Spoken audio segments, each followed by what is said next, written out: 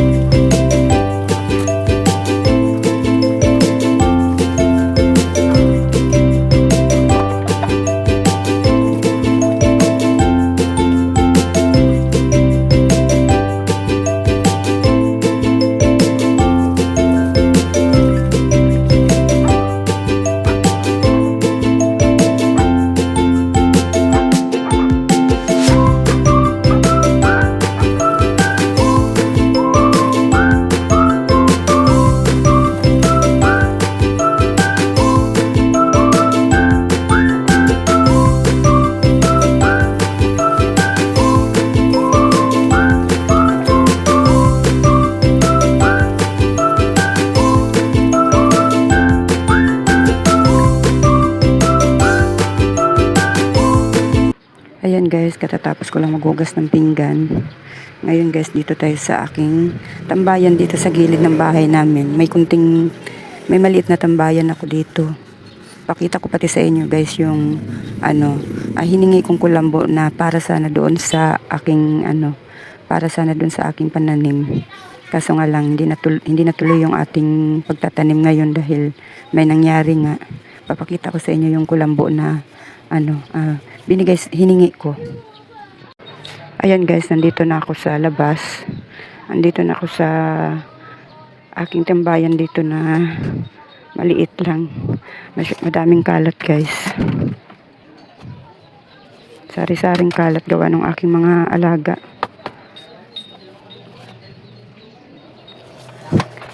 Ay, ito yung kulambo na hiningi ko guys, na nung araw na yun na nawala yung binunot yung aking mga pananim, ay yun din sana yung araw na ikabit ko itong kulambo. Pasensya na guys kasi mahirap kumuha ng video dito kasi maliit lang tong aking tambayan dito. Saglit lang guys at may inaayos lang ako dito sa inuupuan ko. Ang hirap kumilos guys kasi mayroon ako tapos sobrang lakas pa. Bawat kilos ay nabulwak yung aking mga dugo. Kasi naata ako guys, magmiminipos na siguro ako. 47 na kasi ako ngayong taon na ito guys, kaya magmiminipos na siguro ako. Sobrang lakas ng aking regla. Ayan guys, ito yung kulambo na hiningi ko. Tapos, alam nyo ba guys, dinala pa yan dito sa amin. Kasi nung time na pumunta ako sa kanila, sabi niya maghahalongkat pa daw siya. Kasi marami siyang ganito guys. Yung hiningian ko nito guys ay, mahilig siya sa paa ng kulambo. Kaya pag medyo luma na, lagi siya nagpapalit ng kulambo. Kaya pag kailangan ko ng kulambo, nahingi lang ako doon. Kasi tinatapon lang niya ito. Buti nung time na nanghingi ako, mayroon pa siyang nakatago na ganito. Nakatago lang, butit hindi niya tinapon. Pero sayang lang kasi wala na tayong pananim, wala na tayong mapagagamitan nito. Pero itatabi ko pa rin ito kasi baka isang araw kailangan natin ng ganito, kaya itatabi ko pa rin ito, hindi ko ito itatapon. Dito ko na lang pala siya ilagay guys. Dito ko na lang siya ilagay sa basket at ipapasok ko siya sa loob.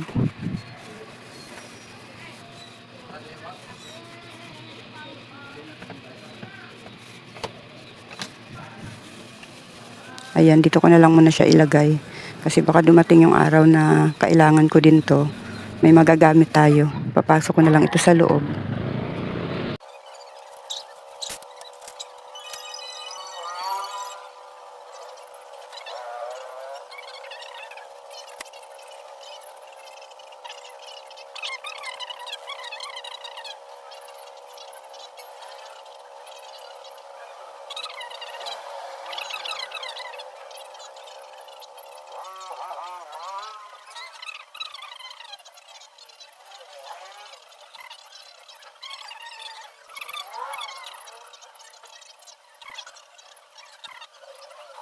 Ayan guys, habang nagbibideo ako guys ay may tumawag sa cellphone ng asawa ko.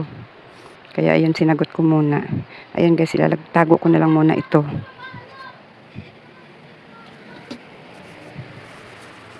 Dito ko na lang muna itambak dito sa aking tindahan guys kasi wala pa namang laman tong aking tindahan, kaya dito ko na lang muna siya itatambak. Kailan lang nagpunas ako dito sa tindahan ko. Maalikabok na naman guys Alikabok na naman siya. Kunting tiis pa guys. Makakabayad na ako sa mga utang ko, kaya malalagyan na natin ng laman to ulit. Ayan. Sa ngayon sarado muna siya, kaya itinambak ko muna dito yung mga sari-saring tawag nito. Sari-saring nakalimutan ko. Mga sari-saring gamit na hindi ginagamit. Kaya dito muna nakatambak. May Durabox dito na inilagay ko kasi may mga bilog-bilog na maliit. Ito guys Kaya dito ko muna to nilagay kasi gawa ng alaga namin. Lagi siyang pabalik-balik dun sa Durabox namin at kinukuha tong bilog na ganito. May nakalagay kasi ditong napigtas na napigtas na bracelet. Ayan, baka makain niya kaya dito ko muna nilagay itong na to. Yung ng Durabox drawer. Ayan, ako lang mag-isa dito guys kasi may pasok yung anak kong bunso. May pasok siya tapos may labahin din ako dito guys, so hindi ko nalalabhan kasi nga wala akong ngayon. Wala akong pambiling sabon kasi mula nung namatay yung aking biyanan ay wala akong pera kasi hindi na mamasada yung aking asawa mula nung namatay yung nanay niya. Kaya kahit piso wala ako. Kaya ayan, itong labahin kong ito hindi ko malabhan kasi wala akong pambiling sabon. Kaya ayan, hanggang sa mailibing yung biyanan ko guys ay maghapon tayong walang ginagawa kundi nakaupo lang. Kaya wala akong ginagawa guys kaya hindi ako makapaglaba. Dahil wala namang binibigay sa akin yung asawa ko kahit piso. At wala rin talaga akong pang bili ng sabon. Yung naman, baka sabihin nyo guys na may alaga ako, bakit wala akong pera? Kasi yung upa sa alaga guys, hindi naman araw-araw binibigay. Ang upa sa akin ay kung kailan sahod ng nanay ng alaga ko ay tsaka lang din ako makakatanggap ng sahod. Tulad nitong tulad nitong Agispa. Sa Agispa ako makakatanggap ng sahod.